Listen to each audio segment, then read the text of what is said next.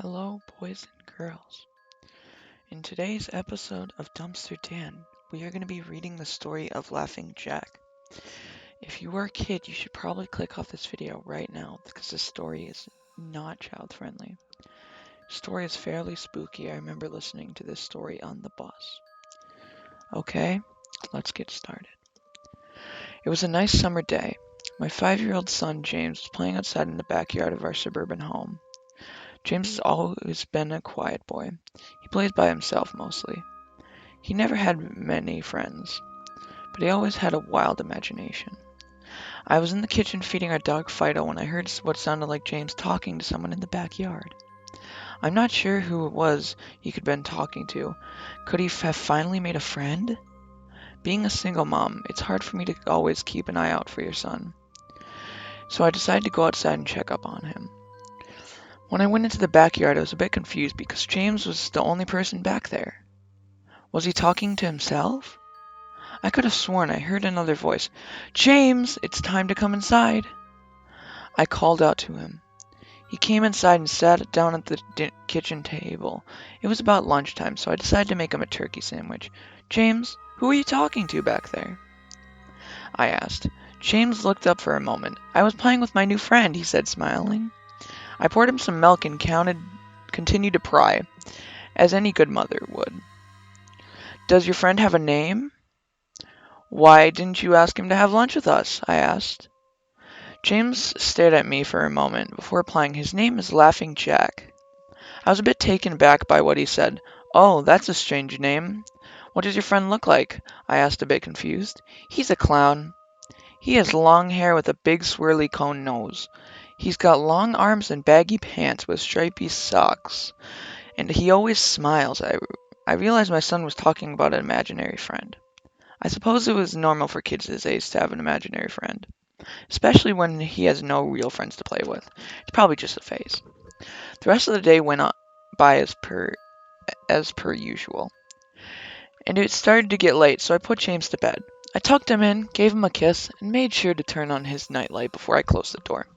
I was pretty tired myself, so I decided to go to bed. Not long after, I had an awful nightmare. It was dark. I was in some kind of rundown amusement park. I was scared, running through an endless field of broken tents, broken down rides, and abandoned game huts.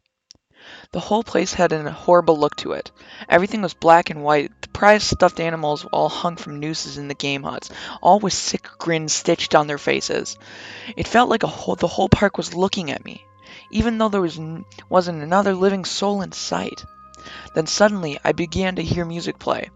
The sounds like Pop Goes the Weasel being played on a squeeze box echoed through the park. It was hypnotizing. I followed its tune to the circus tent above, almost like in a trance, unable to stop my legs from moving forward. It was pitch black. The only light came from a single spotlight shining on the center of the big top. As I walked toward the light, the music slowed down. I found myself singing along, unable to stop. "All around the mulberry bush, the monkey chased the weasel. The monkey 'twas in all the fun." The music stopped right before its climax. All suddenly, the lights shot on. The intensity of the lights was practically blinding. All I could see was a dark silhouette shuffle towards me.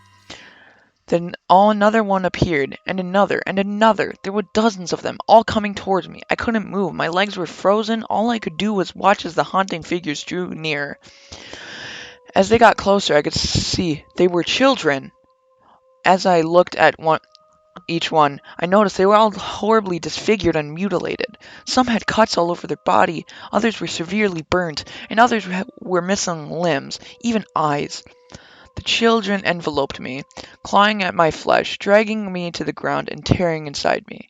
As the children tore me apart and I faded away, all I could hear was laughter, horrible, awful, evil laughter.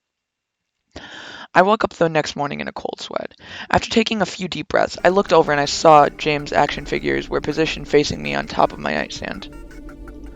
I sighed.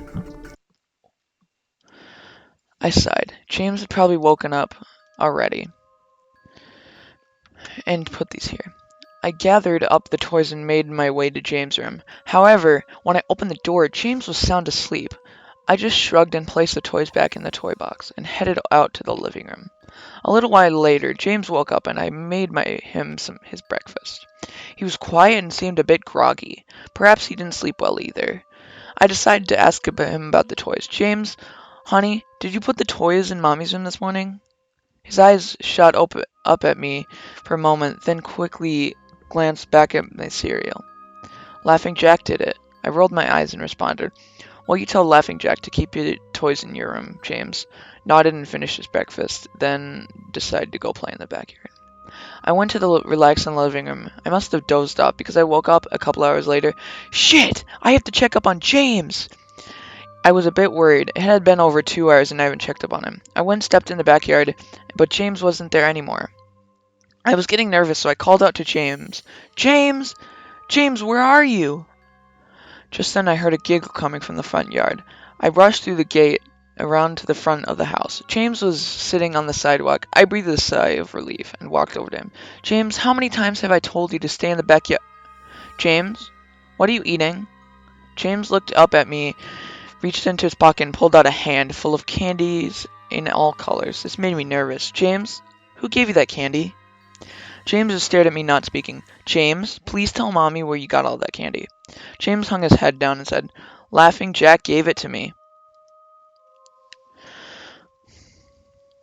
My heart sunk. I kneeled down to look him in the eye. James, I've had enough of this damn Laughing Jack thing. He is not real. Now, this is a very serious situation, and I need you to know who gave you the candy. I could see my son's eyes tear up. But Mama, Laughing Jack did give me the candy. I closed my eyes and took a deep breath. James has never lied to me. But what he's telling me is impossible. I made him spit out the candy and I threw the rest away.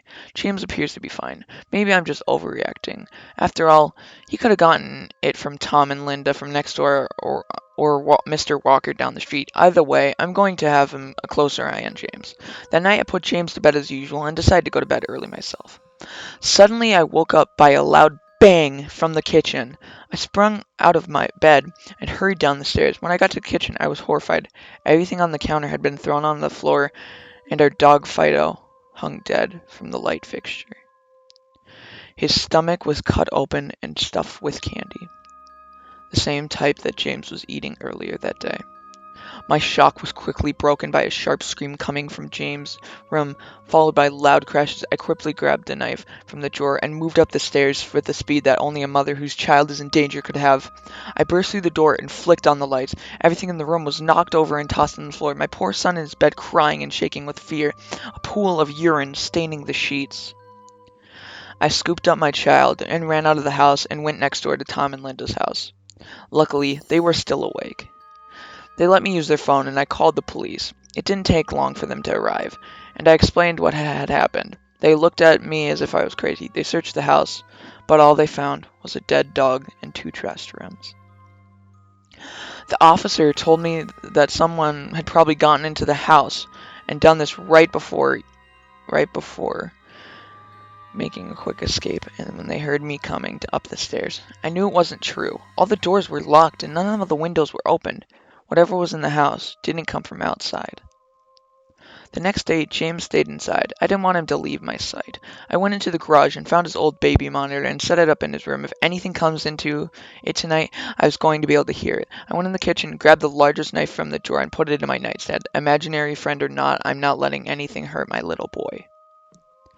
Soon enough, night came. I put James to bed. He was afraid, but I promised him that I wasn't going to let anything happen to him. I tucked him in, gave him a kiss, and turned on the nightlight. Before closing the door, I whispered to him, "Good night, James. I love you." I tried to stay up as long as I could, but after a few hours, I felt myself drifting off. My baby would be safe for the night, and I needed to sleep. Just as I lay my head in the pillow, I heard a soft noise come from the baby monitor. I put on the nightstand. At first, it sounded like an interference, like the kind of radio that make, but then I turned it to a soft moan. Was James asleep? Then I heard it, the laugh from my nightmare, that horrible laugh. I sprung up from bed and grabbed my knife from under the pillow. I rushed over to James' room and creaked the door open. I turned the light switch, but it wouldn't come on. I took a step in, and I could feel the warm, thick liquid on my feet. Suddenly, James' nightlight came on, and I could see the absolute horror lay down in front of me. Right now, this is a content warning, so click off the video if you don't want to hear this.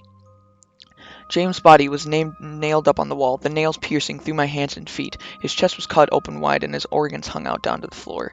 His eyes and tongue had been removed, along with most of his teeth. I was disgusted. I could hardly believe that this was my baby boy. Then I heard it again, the soft, desperate moan. James was still alive. My baby, my poor baby. In so much pain, barely clinging to life. I ran across the room and vomited on the floor, but my sickness was interrupted by a horrible cackle coming from behind me. I spun around while still wiping bile from my mouth. Then out of the shadows emerged the fiend responsible for all this horror, Laughing Jack.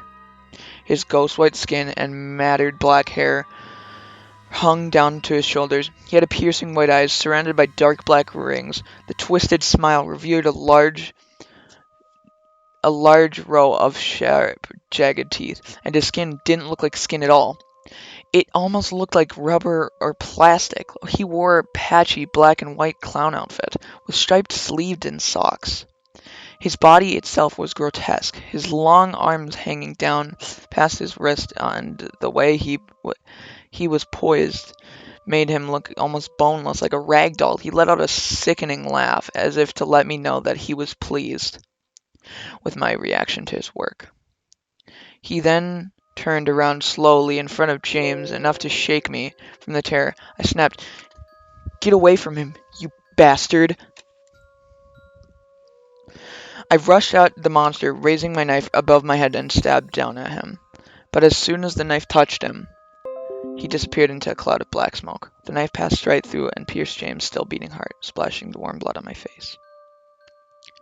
"No! What have I done? My baby! I killed my baby!"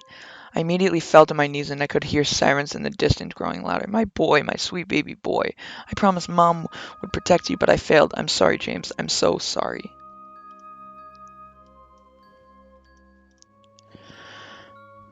Police soon arrived to find me in front of my son, still wielding the knife covering my baby's blood. The trial was short. Insanity. I was placed into the Ferropolis house for the criminally insane, where I've been for the past few months. It's not so bad here. The only reason I'm awake now is because someone is playing Pop Goes the Weasel outside my window. I'll talk to the orderlies about it in the morning. So that was the story of Laughing Jack. Thank you for watching. Don't forget to like and subscribe. If you like this content, I'll have one more coming out in a couple minutes, and maybe one on Halloween. I'll see you guys later. Goodbye.